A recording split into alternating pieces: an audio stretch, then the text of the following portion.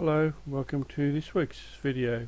This week I had the fire going in the shed and I've got some bits of wood that I cut up. It's some black wattle, some eucalyptus, just some rubbish wood that I've got sitting there drying, and I use that for the fire. And then every now and again I make a mess of a turning, and I usually burn that so nobody sees my failures. I don't think I've got any failures sitting around at the moment. They're all been put in the fire. So it looks good when all my pieces are perfect, there's no failures. Little do they know that they've all been put into the canoa heater.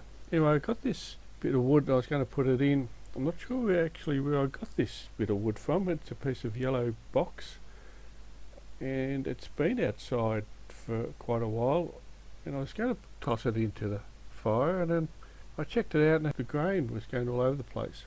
I thought it would make a good little vase or vase, depending on which hemisphere you come from. And so I decided to keep it. And so this one I cut in half, put it into a pot, and I used orange and blue resin this time. Thought I'd mix it up a little bit, put it into the pressure pot and left it for a week to settle. It came up quite well. I used a round carbine tip tool on most of it because the yellow box is extremely hard wood, and the resin as well didn't help, so most of the turning was with the carbine tip tool. I did the outside, cleaned it all up, sanded it, polished it, cleaned it, and then I went for lunch, and when I come back I forgot to check it, and I think it may have been off-centered a little bit.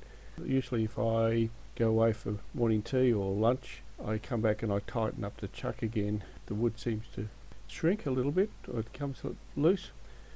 So I didn't check it this time, and when I was using the drills and the Forstner bits, it just looked like it wasn't right, but I just thought it was the resin, and so once I finish it would be okay. Silly me, I should have checked it, but I didn't.